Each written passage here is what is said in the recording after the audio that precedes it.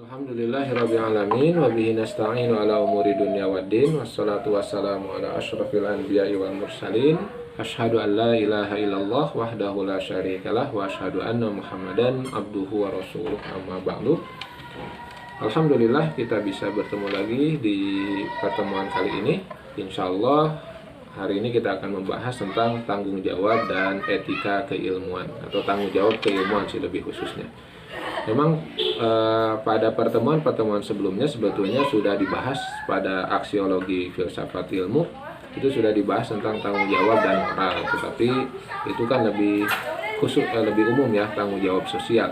Insya Allah untuk pertemuan kali ini lebih khusus tanggung jawab keilmuan. Jadi ini terkait dengan ilmuwan sebagai pribadi dan juga ilmuwan sebagai lembaga atau lembaga keilmuan, dan nanti juga akan terkait dengan dikaitkan dengan bagaimana pandangan Islam terhadap etika atau tanggung jawab keilmuan ini. Baik, apa yang dimaksud dengan arti atau tanggung jawab keilmuan? Istilah tanggung jawab secara etimologis menunjuk pada dua sikap dasar ilmu dan ilmuwan. Jadi di sini kan dalam kata tanggung jawab itu kan terdiri dari dua kata, ada kata tanggung dan ada kata jawab. Artinya jadi ilmu dan ilmuwan itu harus menanggung dan juga harus menjawab. Itulah kenapa istilahnya tanggung jawab keilmuan. Karena ilmu atau ilmuwan itu harus menanggung apa? Nah, termasuk di sini juga bukan hanya individu orangnya, tetapi lembaganya juga. Jadi kalau Anda misalnya terlibat dalam suatu lembaga keilmuan, maka lembaga itu pasti punya tanggung jawab secara keilmuan. Nah, misalnya sekolah atau kampus, universitas itu memiliki tanggung jawab keilmuan. Dia punya hal yang harus ditanggung dan dia juga memiliki sesuatu yang harus dijawab. Nah, ilmu dan ilmuwan termasuk lembaga keilmuan di dalamnya wajib menanggung dan wajib menjawab setiap hal yang diakibatkan oleh ilmu itu sendiri maupun permasalahan-permasalahan yang disebabkan olehnya. Jadi apa yang ditanggung dan apa yang dijawab, ya konsekuensi dari ilmu itu menjadi hal yang harus ditanggung. Jadi misalnya konsekuensi ilmu itu adalah terjadinya perubahan sosial misalnya, maka ini menjadi hal yang harus ditanggung oleh suatu individu ilmuwan atau suatu lembaga. Tuh. Makanya di antara bentuk tanggung jawab ilmuwan ini atau lembaga keilmuan ini, ya dia melakukan pengabdian kepada masyarakat karena dia memiliki konsekuensi dari ilmu yang harus disampaikan kepada masyarakat. Selain itu, aspek tanggung jawab sebagai sikap dasar keilmuan, maka dengan ini antara ilmu dan tanggung jawab ini tidak bisa dipisahkan, karena ilmu dan tanggung jawab keilmuan ya sesuatu yang terus terjalin. Jadi juga ilmu pengetahuan, sesuatu yang kita ketahui itu kan harus disampaikan kepada orang lain, karena sesuatu yang kita tahu ini bisa jadi sesuatu yang sangat penting. Nah, kalau dilihat dari tinjauan Islam, kita lihat dari dasarnya saja dulu. Dalam hadis misalnya Rasulullah Shallallahu Alaihi Wasallam menjelaskan bahwa salah satu pertanyaan yang akan ditanyakan di akhirat yaitu tentang ilmu. Akan ada 4 ya, lantazula qadama abdin hatta yus'ala an arba'in. Tidak akan bergeser kaki hamba, kaki seorang manusia, semua manusia nanti di padang mahsyar di akhirat nanti, kecuali apabila sudah menerima 4 pertanyaan. Yang pertama tentang umurnya, yang kedua tentang masa mudanya, masa sehatnya, yang ketiga tentang hartanya, dan yang keempat tentang ilmunya. Nah, jadi tanggung jawab ilmu adalah jadi ilmu itu pasti harus dipertanggungjawabkan gitu. apa yang harus dipertanggungjawabkan? Kalau dalam Islam yang tadi disebut dalam hadis, an ilmihi madza amila bihi, apa yang sudah diamalkan. Jadi tanggung jawab ilmu adalah pengamalan. Maka setiap ilmu dalam Islam dimensinya adalah amal. Harus ada bentuk amal. Amal itu bisa dengan cara melakukan, bisa juga dengan cara meninggalkan. Konsekuensi dari ilmu adalah mengamalkan atau meninggalkan. Kita misalnya tahu bahwa sesuatu itu bermanfaat untuk kehidupan.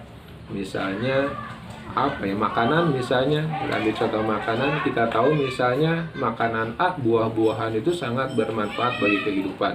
Maka ilmu ini harus diamalkan, dimakanlah makanan-makanan yang baik ini.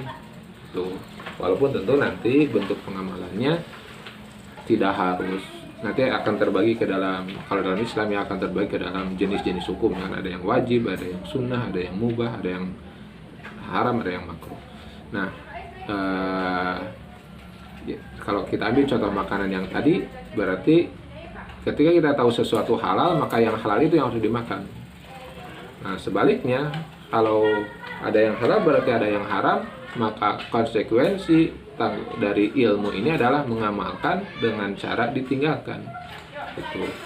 Jadi kalau misalnya itu makanan kita tahu haram, maka kita walaupun di hadapan kita makanannya ada, tentu harus ditinggalkan. Begitu juga misalnya makruh rokok misalnya. Nah, maka konsekuensi dari ilmu pengetahuan kita terhadap rokok, zat-zatnya, bahayanya seperti apa, maka konsekuensi dari pengetahuan ini adalah amal. Nah, nanti itu sederhananya ya, nanti tentu akan ada pertanggungjawaban yang lain. Misalnya kalau kita sebagai ilmuwan gitu ya, atau sebagai anggota masyarakat keilmuan melihat misalnya ada fenomena anak-anak SD yang sudah merokok gitu. Kira-kira tanggung jawab kita, tahu bahaya rokok, tahu rokok itu ya mengganggu kesehatan dan lain-lain, kira-kira konsekuensinya seperti apa? Maka akan ada setidaknya dua konsekuensi dari pengetahuan kita itu. Yang pertama, konsekuensi amal kita, berarti kita idealnya menjauhi karena bahayanya itu. Dan yang kedua, fungsi keilmuan kita ya harus disalurkan, harus disampaikan kepada masyarakat, ini loh bahayanya, ini akibatnya kalau dikonsumsi dan lain-lain. Jadi antara ilmu dan tanggung jawab itu tidak bisa dilepaskan, karena dua-duanya adalah sesuatu yang saling terjalin, saling terkait. Berbicara mengenai tanggung jawab keilmuan adalah berbicara tentang sesuatu yang secara tidak langsung mengenai tanggung jawab manusia itu sendiri. Dalam hal ini, ilmuwan adalah orang yang mencari, mempraktikkan, dan menerapkan atau menggunakan ilmu pengetahuan tersebut dalam kehidupan. Jadi ini sebetulnya sejalan dengan apa yang Allah Subhanahu wa Ta'ala sampaikan, bahwa hakikatnya walaupun tidak semua orang ilmuwan, tapi semua orang punya ilmu gitu. Tidak semua orang ilmuwan, tidak semua orang masuk ke dalam wilayah lembaga keilmuan, tidak semua orang masuk menjadi anggota masyarakat keilmuan, tetapi hakikatnya kalau kita melihat aspek kemanusiaan, sebetulnya semua manusia itu ya diamanahi ilmu, maka dia memiliki tanggung jawab keilmuan. Maka ilmu dan ilmuwan sebagai seorang manusia, karenanya kita wajib menanggung setiap akibat apapun yang disebabkan oleh ilmu itu sendiri, baik dari sisi teoritis maupun dari sisi praktis. Jadi pada akhirnya sih sebetulnya ini akan terkait dengan seluruh manusia, walaupun tentu walaupun tentu ada kekhususan yang berlaku untuk individu-individu tertentu. Misalnya saya dosen, ya tentu ada tanggung jawab keilmuan yang lebih dibanding dengan masyarakat yang lain. Misalnya anggota masyarakat yang berprofesi di pasar, di mana ya, di pasar, di dunia bisnis dan lain-lain, tentu tanggung jawab keilmuannya berbeda derajatnya. Nah, makanya kalau kita lihat, kita tinjau dari sudut pandang Islam, maka tanggung jawab ini menunjukkan kepada apa ya, derajat juga begitu ya, derajat posisi di hadapan Allah Subhanahu wa taala. Semakin tinggi posisi, maka tentu akan semakin besar tanggung jawabnya. Nah, jadi semakin besar tanggung jawab yang diemban, itu menunjukkan posisi yang paling tinggi. Kan di dalam Al-Qur'an digambarkan Allah Subhanahu wa taala menyatakan bahwa ada dua golongan yang Allah angkat derajatnya. Yarfa'illahu alladziina aamanu minkum walladziina utul ilma darajat. Allah pasti mengangkat orang-orang yang beriman, waladina utul ilma, dan orang-orang yang utul ilma. Allah berikan ilmu, darajatin, dengan derajat yang sangat banyak. Jadi memang posisi orang berilmu atau anggota masyarakat keilmuan ini sangat tinggi. Bukan hanya di akhirat ya, di dunia pun kita bisa melihat sebetulnya bagaimana guru itu dimuliakan, posisinya, kedudukannya dipandang sangat mulia, digugu dan ditiru, dan stereotip yang lain. Maka ini menunjukkan ada tanggung jawab yang lebih dibanding masyarakat yang biasa istilahnya. Nah, itu yang dimaksud dengan tanggung jawab keilmuan. Jadi tanggung jawab keilmuan adalah hal-hal yang harus ditanggung dan hal-hal yang harus dijawab sebagai akibat dari konsekuensi dari ilmu itu sendiri. Selanjutnya, ilmu dan ilmuwan atau masyarakat atau lembaga keilmuan wajib menjawab dalam arti merespon dan memecahkan setiap masalah yang diakibatkan oleh ilmu maupun masalah-masalah yang lain sebetulnya yang tidak disebabkan oleh ilmu itu sendiri. Jadi menanggung artinya dia punya hal yang harus dilakukan lah, istilahnya amal gitu. Kemudian dijawab berarti ilmuwan, anggota masyarakat keilmuan atau lembaga keilmuan ini memiliki tanggung jawab untuk merespon, wajib menjawab, merespon permasalahan yang terjadi di masyarakat. Nah, tanggung jawab keilmuan dalam hal ini bukan merupakan beban, tapi merupakan ciri martabat keilmuan dan ilmu itu sendiri. Jadi seperti tadi dijelaskan, tanggung jawab di sini menunjukkan level derajat, gitu ya. Semakin besar tanggung jawab, maka semakin tinggi posisinya, baik itu di masyarakat ataupun itu kalau kita kaitkan dengan Islam yang di hadapan Allah Subhanahu wa taala. Jadi jadi tanggung jawab ini menunjukkan martabat atau derajat. Makanya tadi sudah disebutkan di ayat Al-Quran derajatnya sangat tinggi. Di dalam hadis pun bahkan disebutkan bahwa para ulama itu memiliki posisi tertinggi, bahkan pintu surga, salah satu pintu surga pun khusus diberikan kepada para ulama. Selanjutnya, yang dimaksud tanggung jawab keilmuan juga bukan saja dalam arti yang normatif, misalnya hanya berkaitan dengan aspek moral, tapi juga mencakup aspek yang lebih luas, misalnya aspek perubahan sosial yang berdampak terhadap tatanan moral masyarakat. Hanya para ilmuwan ini sebagai garda terdepan bagi berlakunya tatanan etika dan tatanan moral di masyarakat. Sebab ini menunjukkan derajat yang tinggi dan sebagai ciri kesempurnaan manusia dibanding makhluk-makhluk yang lainnya.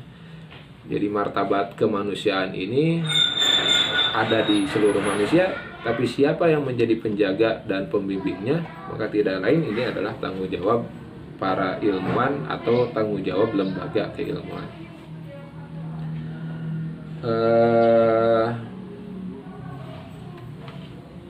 Nah, sifat tanggung jawab keilmuan ini tentu walaupun sangat luas tapi terbatas.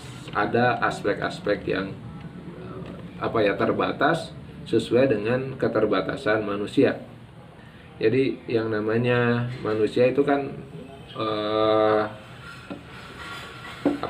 sifatnya terbatas kemampuannya gitu. Dan terbatas juga ilmunya. Memang dia ilmuwan tapi setinggi-tingginya ilmu ya terbatas. Maksud saya, jadi walaupun tanggung jawabnya besar tapi ini terbatas pada aspek yang dikuasainya. Jadi kalau misalnya masyarakat ilmu, misalnya kita di Fakultas Tarbiyah, berarti terkait dengan problem-problem masalah-masalah yang terkait secara khusus dengan dengan basic keilmuan kita gitu. Memang sih bisa saja kita menyampaikan opini terkait dengan masalah-masalah yang terjadi di masyarakat yang sangat luas, yang sangat banyak, tetapi hati-hati gitu. Hati-hati jangan sampai opini kita itu hanya memperkeruh suasana karena kita bukan ahlinya.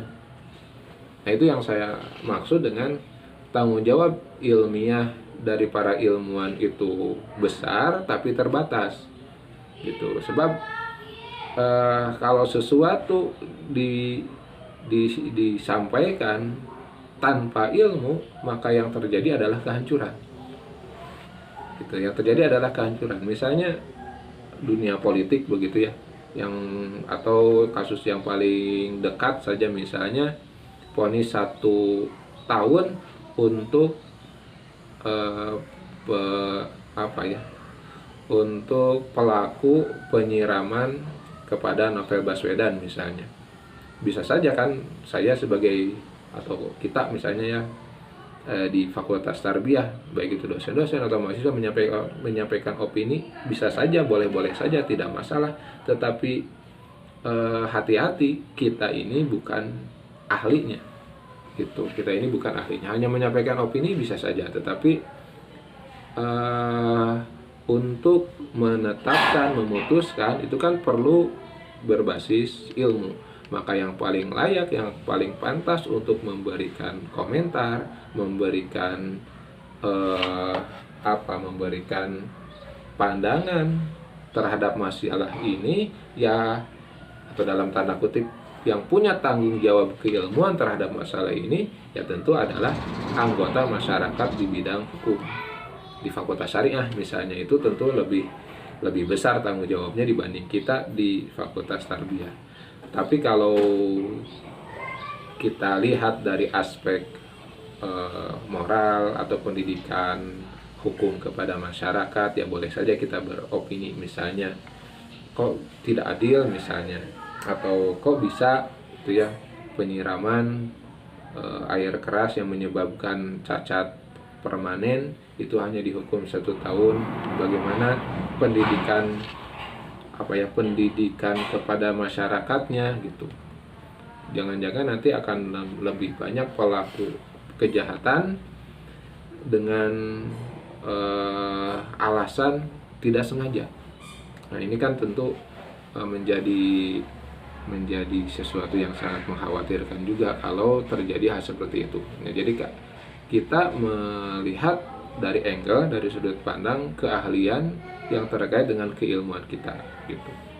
Nah, ini sih sebetulnya yang menurut saya sesuai dengan pernyataan Rasulullah Shallallahu Alaihi Wasallam, balighu anni walau ayat, sampaikan walaupun 1 ayat. 1 ayat ini kan kalau diartikan ayat Al-Quran ya bolehlah kita punya pemahaman 1 ayat kemudian kita sampaikan ya, itu pemahaman umumnya kan seperti itu. Tetapi kalau saya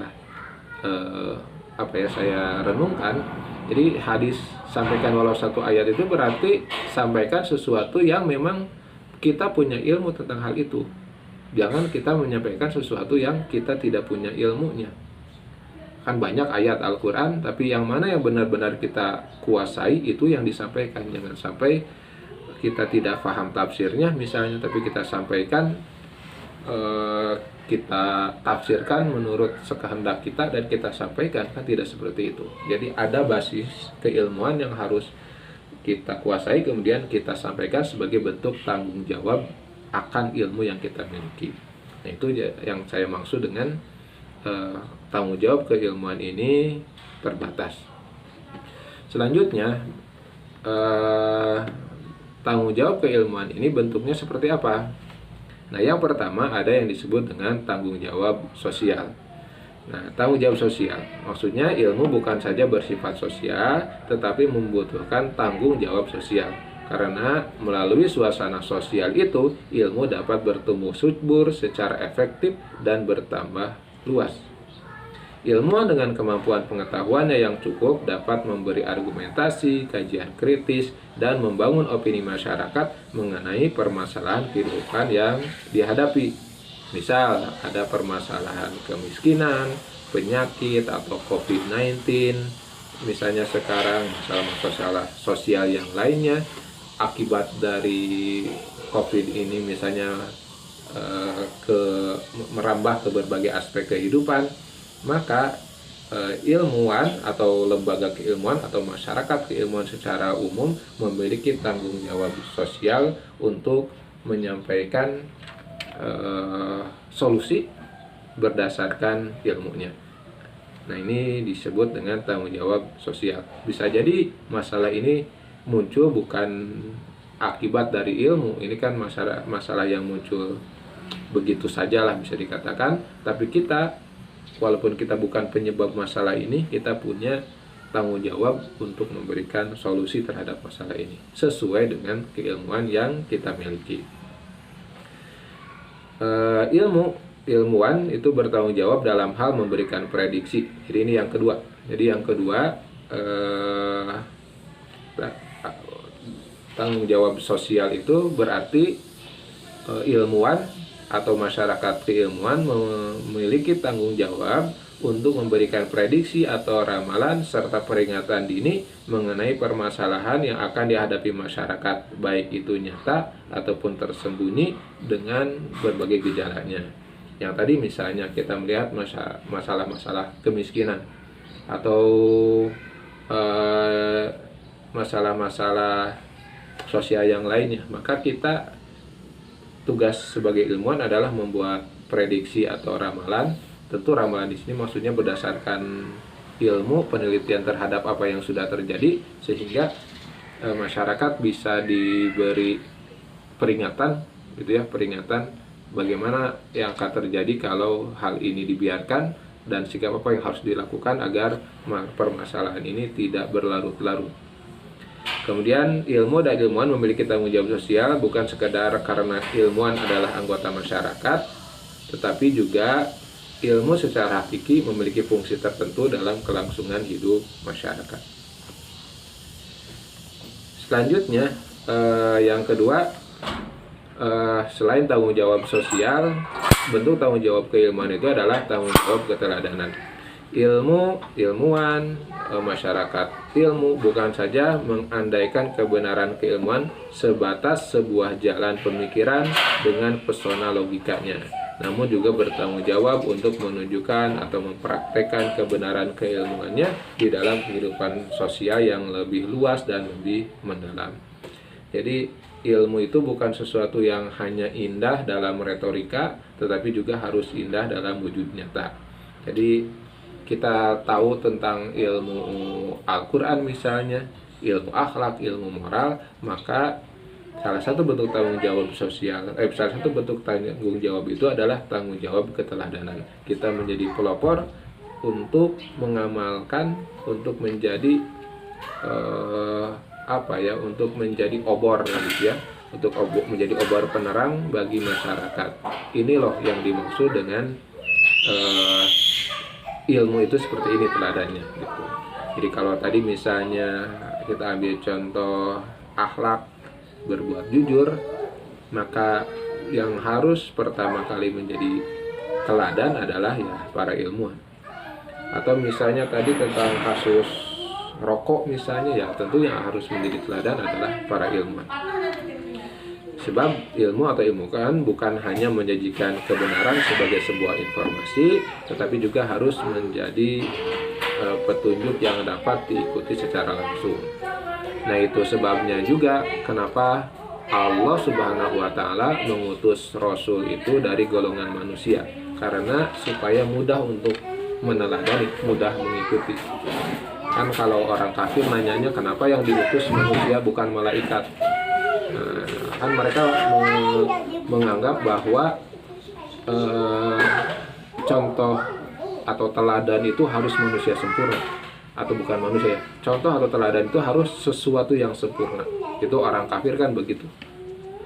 Tapi Allah Subhanahu wa taala mengutus Rasulullah, mengutus manusia sebagai utusan Allah, sebagai Rasulullah. Kenapa? Supaya mudah diteladani.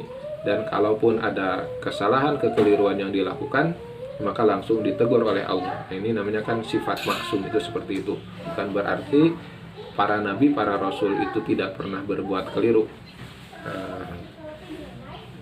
Berbuat keliru sebab manusia ada sisi-sisi kemanusiaan, sisi-sisi ketidaksempurnaan, maka Allah Subhanahu wa taala memberikan maksumnya atau tegurannya sehingga yang keliru bisa diperbaiki. Nanti kan hikmahnya ketika kita berbuat keliru, oh berarti sudah ada contohnya nih bagaimana bertaubatnya, bagaimana memperbaikinya.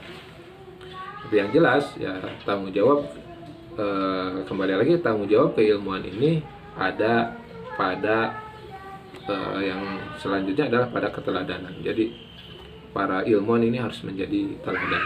Makanya dalam hadis Rasul mengatakan al ulama warasatul anbiya. Ulama itu adalah pewaris nabi. Jadi kalau teladan utama adalah nabi, maka berikutnya adalah para ulama karena mereka sebagai pewaris para nabi. Selanjutnya tanggung jawab keilmuan juga, atau tanggung jawab lembaga keilmuan itu harus bersikap tanpa pamrih, atau kalau menurut saya sih bukan tanpa pamrih. Kalau menggunakan istilah agama ya ikhlas, harus ikhlas. Pamrih, tepat menempatkan pamrih, sebab tidak ada sebetulnya kan suatu amal yang dilakukan tanpa pamrih, itu tidak ada. Ngalamun kalau beramal tanpa pamrih. Beramal itu harus pamrih. Masalahnya pamrih ini ditempatkan kepada siapa? Nah, sikap tanpa pamrih berhubungan dengan kepentingan hati nurani manusia dalam tugas keilmuan. Maksudnya sikap tanpa pamrih di sini atau ikhlas di sini menuju kepada keteguhan batin atau hati sehingga dia tidak mudah tergoda. Kan orang yang ikhlas itu tidak akan mudah tergoda. Orang yang pamrihnya hanya kepada Allah kan tidak akan mudah berubah. Berbeda dengan orang yang pamrihnya kepada harta. Jadi kalau para ilmuwan sudah tergoda harta misalnya, maka siapa yang ngasih dana penelitian dia akan ikut kepentingan pemberi dana.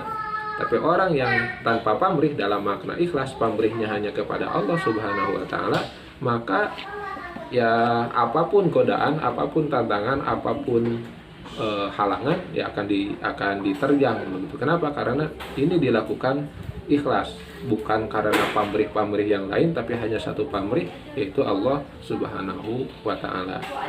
Nah, maka konsekuensi dari ikhlas, dari sikap tanpa pamrih kecuali hanya kepada Allah inilah nanti akan lahir sifat jujur. Sifat jujur.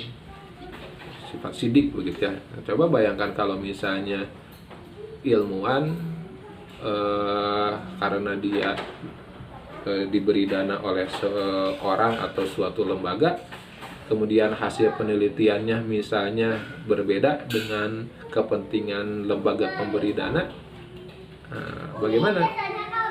Maka sebagai ilmuwan dia harus lebih memilih sikap jujur, karena itu keteladanan itu seperti itu ya, karena konsekuensi dari sikap tanpa pamrih ini ya harus jujur. Jadi jangan sampai hasil penelitiannya itu mengalahkan, hasil penelitiannya itu dikalahkan oleh kepentingan pemberi modal lah begitu. Sikap tanpa pamrih atau ikhlas ini dalam keilmuan sangat penting karena dia akan menjernihkan masalah-masalah yang terjadi. Makanya fokusnya jelas, orientasinya jelas. Saya lakukan ini untuk Allah, saya lakukan ini untuk ilmu sehingga memberi manfaat untuk masyarakat, begitu. Jadi bukan hanya memberi manfaat untuk orang yang memberi dana.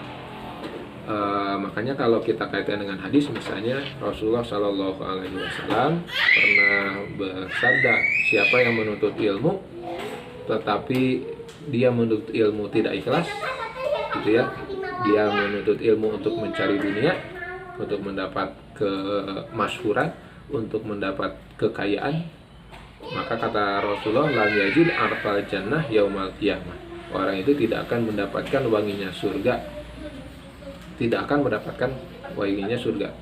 Padahal wangi surga itu bisa dicium dari jarak yang sangat jauh. Artinya kalau wanginya saja tidak dapat, apalagi masuk surganya. Nah, itu orang yang apabila menuntut ilmu hanya untuk tujuan keduniaan. Maka ulama yang paling buruk, ulama yang paling buruk adalah ulama yang orientasi hidupnya dunia. Gitu menurut Islam. Jadi bentuk tanggung jawab keilmuan itu adalah harus bersikap ikhlas atau tanpa pamrih, hanya pamrih kepada Allah Subhanahu wa Ta'ala. Maka insya Allah dengan seperti itu maka dia akan lebih bertanggung jawab. Sebab kan kalau pamrihnya kepada pemberi modal, ya mungkin dia akan mengorbankan kepentingan masyarakat demi kepentingan pemilik atau pemberi dana, begitu ya. Selanjutnya yang terakhir bentuk tanggung jawab itu adalah yang keempat, tanggung jawab profesionalitas. Jadi tugas ilmuwan atau lembaga keilmuan ya harus dikaitkan dengan profesi dia, gitu ya. Jadi tanggung jawab profesional itu diibaratkan bahwa seorang ilmuwan itu harus menjadi ahli dan terampil dalam bidangnya. Jadi bukan sekedar hobi, tapi harus menjadi terampil di bidangnya. Jadi kalau Anda misalnya di jurusan PGMI, maka ngajar anak MI itu tanggung jawab sosial Anda, tanggung jawab profesional Anda juga sekaligus. Bukan karena hobi begitu, tapi harus jadi ahli. Gitu. Dan karena tanggung jawab profesional ini, Anda berhak mendapat penghargaan, gitu. Jadi yang namanya ikhlas itu, tadi kan tanggung jawab yang ketiga ikhlas, itu tidak serta-merta ikhlas itu gratis, gitu ya. Tapi Anda karena ikhlas, Anda harus profesional, dan profesional itu harus ahli. Jadi bukan hanya senang, bukan hanya suka, bukan hanya hobi, tapi harus jadi ahli. Nah, nanti kalau Anda sudah jadi ahli, maka akan ada penghargaan-penghargaan yang diberikan. Dan ini juga sebetulnya kan yang disampaikan oleh Rasulullah Shallallahu Alaihi Wasallam ketika beliau menjelaskan bahwa upah yang terbaik adalah upah mengajar Quran. Sebab ini mengajarkan tentang profesionalitas. Bukan memperjualbelikan ayat kan maksudnya, tapi mengajarkan Al-Quran sehingga orang lain menjadi bisa. Ini menunjukkan ada keahlian dalam diri kita, gitu ya. Ada keahlian dalam diri kita yang keahlian ini patut dihargai. Jadi kalau penghargaan dari Allah Subhanahu wa Ta'ala itu sudah jelas, nanti di akhirat derajat ditinggikan, posisi di akhirat ditinggikan karena sebagai pewaris Nabi, lalu di hadapan manusia juga dia dipandang menjadi sebagai ahli. Tapi tentu jangan sampai belajar untuk dunia. Dalam arti seperti tadi, yang tadi saya contohkan, belajar di PGMI untuk disebut ahli. Nah, bukan gitu, tapi belajar untuk menjadi ahli. Nah, ikhlas gitu, ahli. Bukan ahlinya itu sebutan orang, bukan. Tapi kita punya standar diri kita yang sangat baik. Yang nanti karena tanggung jawab profesionalitas ini, kita akan menjadi orang yang memiliki kedudukan yang cukup tinggi. Atau dalam arti maksud saya bukan cukup tinggi kita menempatkan diri sendiri, bukan, tapi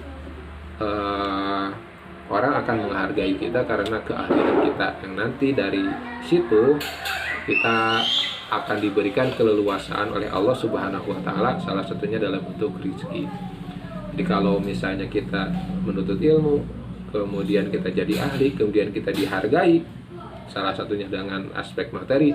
Dalam aspek materi misalnya digaji, diberi penghargaan uang dan lain-lain materi, maka itu sesuatu yang boleh diterima gitu ya, boleh diterima. Tapi kalau kita belajar, menuntut ilmu, menjadi ahli, tujuannya dunia, ya itu tentu salah. Tapi kalau kita dihargai dengan bentuk materi, yaitu sesuatu yang konsekuensi dari profesionalitas atau profesionalisme kita itu dihargai, konsekuensi dari profesionalisme. Nah itu 4 bentuk tanggung jawab keilmuan.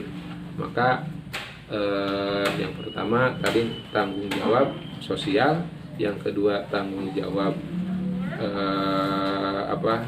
keteladanan, yang ketiga tanggung jawab keikhlasan, dan yang keempat tanggung jawab profesionalitas.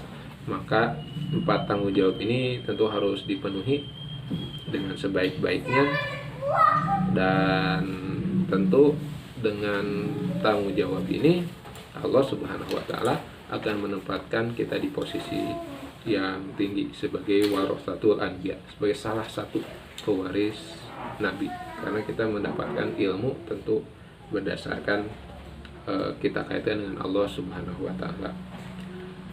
Saya kira itu saja untuk pertemuan kali ini tentang tanggung jawab keilmuan. Mudah-mudahan ada manfaatnya. Insyaallah kita bertemu lagi di pertemuan selanjutnya. Aku qouli hadza wa astaghfirullah li wa lakum. Wassalamualaikum warahmatullahi wabarakatuh.